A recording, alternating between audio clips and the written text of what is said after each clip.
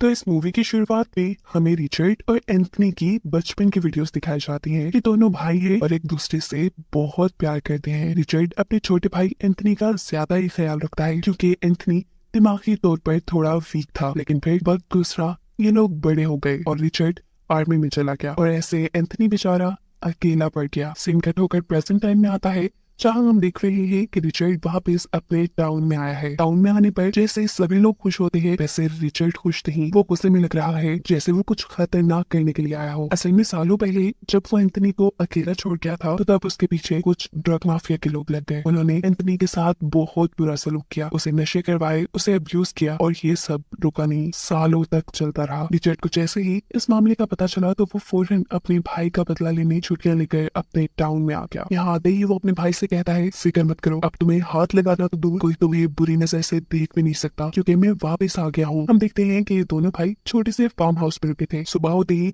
वो अपने भाई की मुजरिमों की तलाश में एक कैफे में चला जाता है जो कैफे ड्रग माफिया के लीडर का था। कैफे में उसे नजर आता है हार्वी नाम का एक आदमी जो ड्रग सप्लाई का काम करता है। रिचर्ड काफी देर तक जब उसे घूरता रहा तो इस आदमी ने भी रिचर्ड से पूछ लिया, भाई क्या बात है। उसकी इतना कहते ही रिचर्ड भी यहाँ गुस्से से चिल्ला जाता है और उसके गुस्से से डरते हुए ये आदमी यहाँ से जा चुका था। ऊपर जाकर वो ड्रग माफिया से ड्रग लेता है और अपने घर के लिए निकल ही रहा होता है कि उसके सामने दोबारा रिचर्ड आ चुका था। रिचर्ड को देखते ही उसकी सांसें फूल जाती हैं। वो डर रहा था पर रिचर्ड उससे हाथ मिलाता है और कहता है मुझे माफ कर दो, मुझे चिल्लाना नहीं चाहिए था तुम पर। वो आदमी कहता है कोई बात नहीं। ये कहते ही वो यहाँ रुका नहीं था, यहाँ से भाग चुका था क्योंकि वो जानता था कि रिचर्ड एंथनी का भाई है। यही बात वो जाकर अपने दोस्तों को भी बताता है कि रिचर्ड यानी एंथनी का भाई वापिस आ चुका है। ये सुनते ही उनकी आंखों के सामने वो सारे पल आने लगे जब उन्होंने एंथनी के साथ कुछ न कुछ बुरा किया था। अब यहाँ रात होने पर रिचर्ड एंथनी से कहता है मुझे किस काम से टाउन में वापस जाना होगा। टाउन का नाम सुनकर एंथनी डर चुका था। वो कहता है मैं नहीं जाऊंगा। रिचर्ड कहता है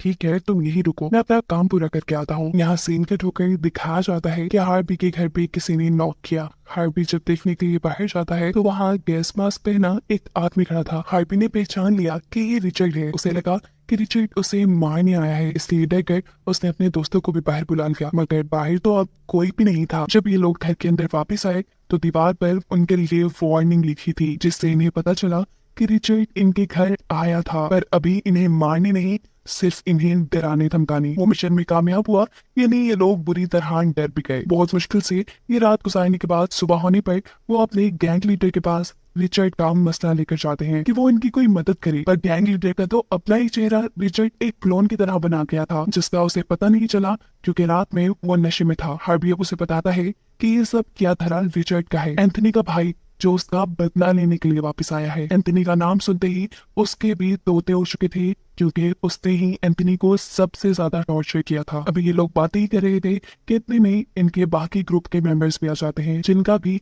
गैंग लीडर वाला ही हाल था। इन सबको डर के साथ साथ गुस्सा और तकलीफ इस चीज की थी कि शहर के सभी लोग इनसे डरते थे और यहाँ कोई इन्हें डरा रहा था। जरूर उनके पीछे कोई बड़ी स्पोर्ट है। ग्रुप लीडर को लगता है कि उनके ग्रुप में काम करने वाली लड़की नहीं रिचर्ड को एंथनी के ऊपर होने वाले जुल्म के बारे में बताया है, इसीलिए वो जाकर इस लड़की को खूब टॉर्चर करते हैं। पर ये लड़की भी मासूम है, उसने ऐसा कुछ रिचर्ड को नहीं बताया। ये लोग अब यहाँ से निकलते ही हैं कि करीब ही उन्हें रिचर्ड खड़ा हुआ नजर आ जाता है। रिचर्ड को देखकर बाकी सब भाग चुके थे लेकिन गैंग लीडर यही खड़ा हो जाता है। वो रिचर्ड से पूछता है बताओ मसला क्या है तुम्हारा, क्या तुम्हें डर नहीं लगता हमसे। जवाब में रिचर्ड कहता है अरे डरना तो तुम्हें चाहिए, मुझे धमकियां देने से पहले ही ये सोचो कि अगर मैं चाहता तो कल रात ही तुम्हें मार देता, लेकिन मैंने तुम्हें क्लोन बनाकर छोड़ दिया। गुस्से में अब गैंग लीडर बोलता है आखिर तुम्हें अब चाहिए क्या।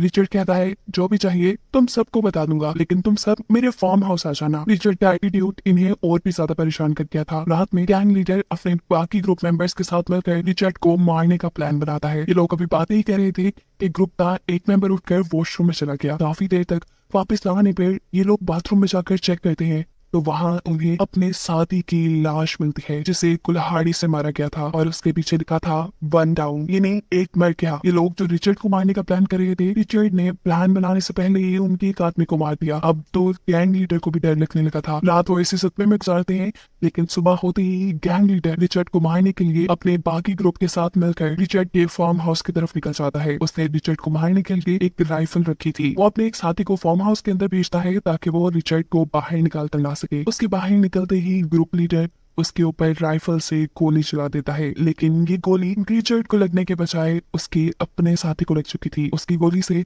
उसका अपना ही साथी मारा गया था। ये बेवकूफ गैंग लीडर सिर्फ एक ही गोली लेकर आया था, क्योंकि उसे लग रहा था कि वो एक ही गोली से रिचर्ड को मार देगा। अब उनके पास कोई हथियार भी नहीं था। ना चाहते हुए अपनी जान बचाने के लिए उन्हें वापस शहर की तरफ जाना पड़ता है। इनकी बुरी किस्मत के थोड़ा ही दूर जाने पर इनकी गाड़ी का फ्यूल खत्म हो जाता है, जिसे डलवाने के लिए वो एक गैस स्टेशन पर रुक जाते हैं। इस टाइम डर के मारे इनकी हालत बहुत खराब थी। यहाँ उनका एक साथी जो बहुत ही ज्यादा डरा हुआ था, वो अब वापस राउंड में नहीं जाना चाहता था, क्योंकि उसे पता था कि रिचर्ड उन्हें मारने वहां जरूर आएगा। वो इन सबसे भी कहीं और जाने को कहता है, लेकिन कोई भी उसके साथ जाने को राजी नहीं हुआ, इसीलिए वो अकेला ही इन्हें छोड़कर चला जाता है। एक और बुरी खबर उन्हें ये मिली कि अब उनकी गाड़ी भी खराब हो चुकी है। ना चाहते हुए इन्हें बाकी का सफर पैदल तय करना पड़ता है। ये लोग एक साथ रहने का फैसला करते हैं, क्योंकि ये जानते थे कि जब तक एक साथ रहे तब तक जिंदा रहने के चांसेस ज्यादा हैं। चलते चलते आखिर भी लोग गैंग लीडर के घर पहुंच गए। यहाँ आते ही ये लोग अपने अपने वेपन्स उठा लेते हैं और सबसे पहले घर का ऊपर वाला पोर्शन चेक करने के लिए जाते हैं कि कहीं रिचर्ड उनसे पहले यहाँ पहुंचकर छुप तो नहीं गया। छुपा तो वो इनके ही घर में था, लेकिन ऊपर वाले पोर्शन में नहीं,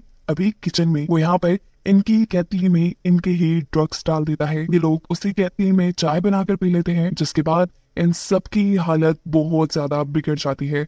ड्रग की डोज बहुत ज्यादा थी, जिससे ये होश खोने लगे थे। ऐसे तड़प रहे थे ये लोग जैसे बिना पानी की मछली। इस टाइम रिचर्ड उन्हें अपने भाई के दर्द का एहसास दिलाने के लिए थोड़ा सा टॉर्चर करता है और फिर गैंग लीडर को एक दूसरे रूम में ले जाकर उसके सर के ऊपर एक शॉपर बांध के उसके सर पे गोली चलाकर उसे मार देता है। जिसके बाद अब वो जाता है हार्वी के पास। वो हार्वी को मारता नहीं, उसे कहता है तुम थोड़ी बेहतर लगती हो इन सब में, इसलिए मैं तुम्हारा इन जितना बुरा हाल नहीं करूंगा, लेकिन हाँ, इसके लिए तुम्हें मेरा भी साथ देना पड़ेगा। ये कहते ही रिचर्ड सूटकेस खोलता है, जिसके अंदर इनके उस साथी की लाश को तोड़ मोड़ के रखा गया था, जो सुबह में इन्हें छोड़कर टाउन की दूसरी तरफ भागा था। हार्वी ये देखकर और भी ज्यादा डर जाता है और रिचर्ड की मदद को मान जाता है। रिचर्ड को इनके ग्रुप के एक और मेंबर का पता चलाना था, जिसका नाम है मार्क। हार्वी रिचर्ड को उसका पता दे देता है, जिसकी पता चलते ही रिचर्ड हार्वी को गले लगाता है। उसने गले यहाँ दोस्ती के लिए नहीं लगाया, बल्कि उसने तो यहाँ हार्वी को गले उसे धोखे से मारने के लिए लगाया था। वो पीछे से हार्वी को स्टैब करके मार चुका था।